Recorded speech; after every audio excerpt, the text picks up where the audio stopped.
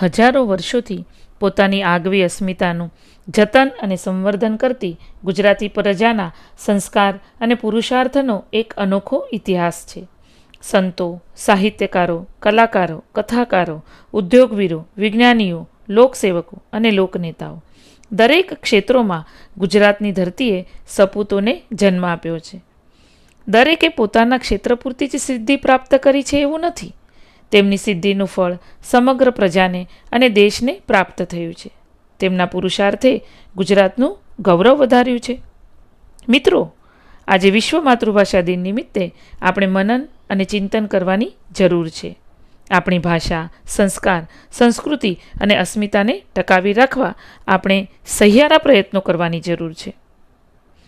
દેશી ભાષાઓનું ભારતમાં કોઈ ભવિષ્ય નથી. કન્નડ ભાષાના લેખક શ્રી અનંતમૂર્તિનું આ વિધાન ચિંતન અને મનન કરવા મજબૂર કરે એવું છે. અનેક ભારતીય ભાષાઓ આજે મરણ પથારીએ પડી છે. એક જમાનામાં આપણી પૃથ્વી પર 15,000 જેટલી ભાષાઓ બોલાતી હતી. આજે માત્ર 6,000 ભાષાઓ બચી જવા પામી છે. યુનિવર્સિટી ઓફ અલાસ્કાના ભાષાવિદ માઇકલ ક્રોસ કહે છે કે આ 6,000 ભાષાઓમાંથી અડધી જેટલી ભાષાઓ થોડાક જ વર્ષોમાં દેવલોક પામશે. આમ થવાનું કારણ શું? માઇકલ ક્રોસની એક બીજી વાત ગુજરાતીઓએ ધ્યાનથી સાંભળવા જેવી છે કે કઈ ભાષા સલામત ગણાય? જે ભાષા બાળકો ભણતા હશે, જે ભાષાને રાજ્યનો ટેકો હશે અને જે ભાષા લાખો લોકો બોલતા હશે તે ભાષા જીવતી રહેશે. આ 3 બાબતો વગર હવે કોઈ ભાષા બચી નહીં શકે. ભાષા એ સંસ્કૃતિનો પર્યાય છે. ભાષા લોપ પામે એટલે સંસ્કૃતિ પણ લોપ પામે છે. માતૃભાષાનું મૃત્યુ એ પ્રજાની અસ્મિતાનું મૃત્યુ છે.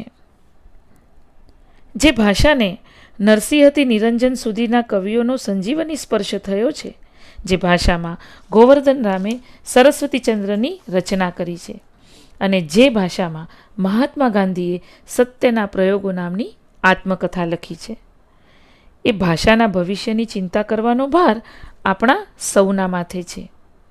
માતૃભાષાના સઘન શિક્ષણની વ્યવસ્થા માટે અને એની યોગ્ય પ્રતિષ્ઠા માટે જાગૃતપણે પ્રયત્નો કરવા પડશે. જ્ઞાન વિજ્ઞાનના પરિવહન માટે આપણી ગુજરાતી ભાષા સક્ષમ અને સમર્થ બને એ માટે સમગ્ર ગુજરાતી ભાષી સમાજે તત્પર રહેવું પડશે. આજે માતૃભાષા અંગે પ્રજાકીય ગૌરવ જાગે એવું વાતાવરણ બનાવવાની તાતી જરૂરિયાત છે. મહાત્મા ગાંધી તેમજ શિક્ષણ મહર્ષિ શ્રી વિષ્ણુપ્રસાદ ત્રિવેદી પણ કહે છે કે બાળકની કેળવણીનું માધ્યમ તેની માતૃભાષા જ હોઈ શકે.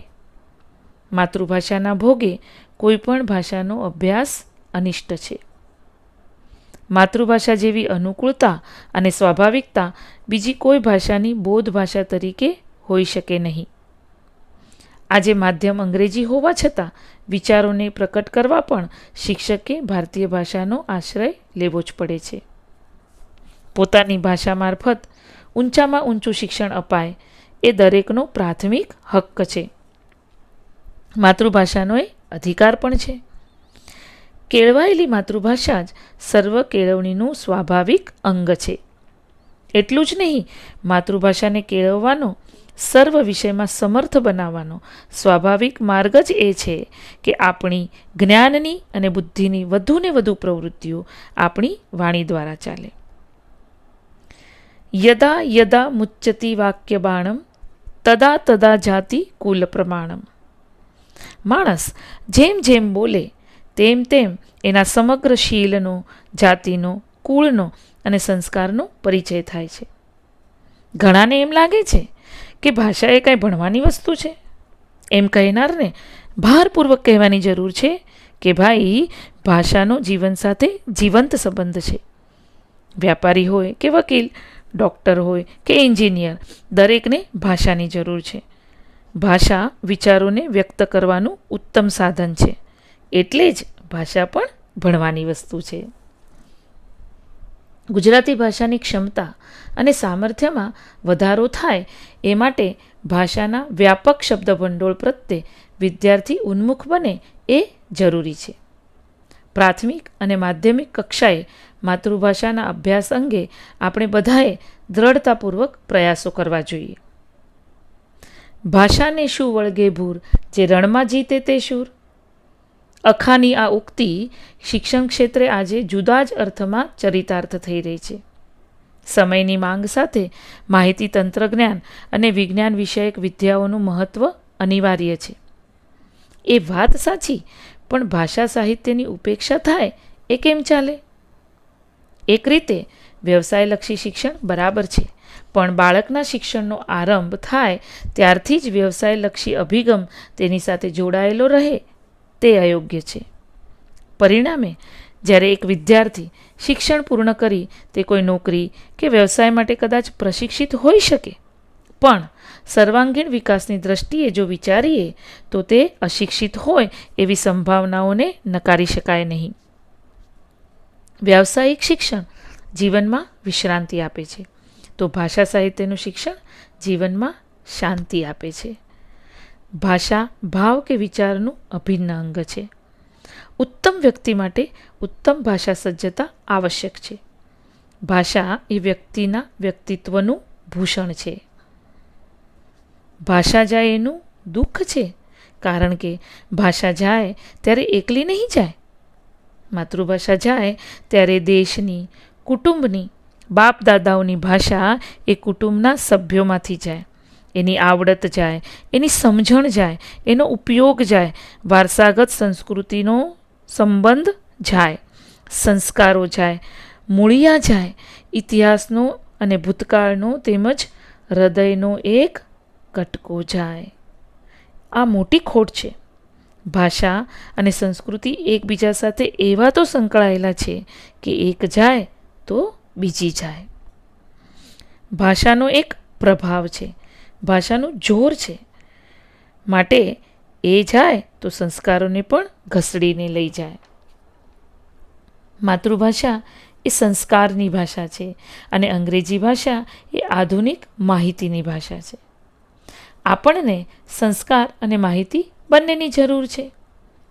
વિશ્વજ્ઞાન મેળવવા અંગ્રેજી ભાષા ભલે અનિવાર્ય મનાય, પરંતુ પોતાની સંસ્કૃતિના સંસ્કાર મેળવવા તો માતૃભાષા જ સૌથી મોટું માધ્યમ છે.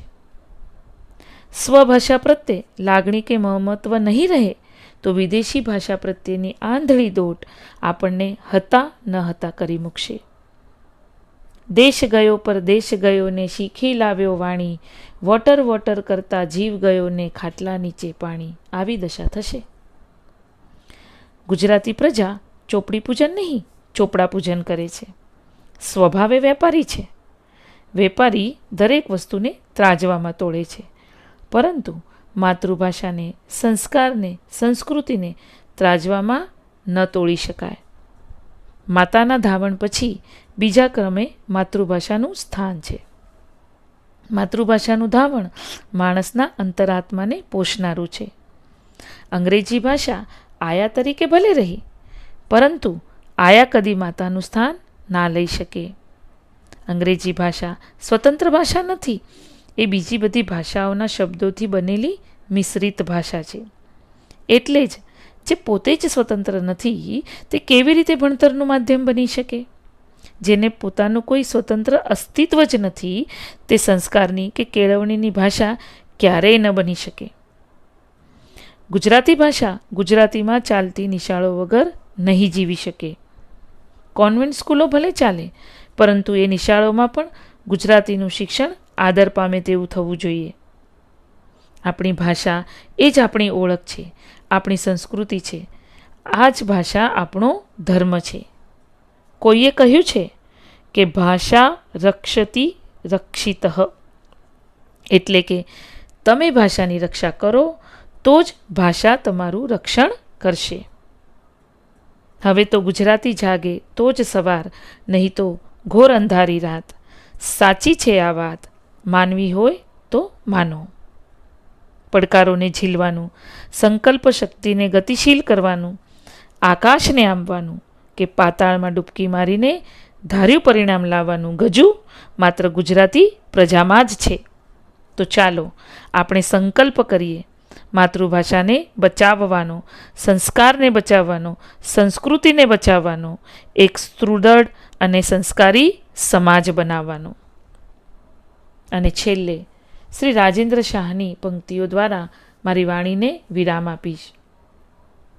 મળી ગયા માર્ગમાં સાથી, દિશા એક છે ત્યારે, એક બીજું બે એક જ એવું, સગપણ જેવું કરીએ.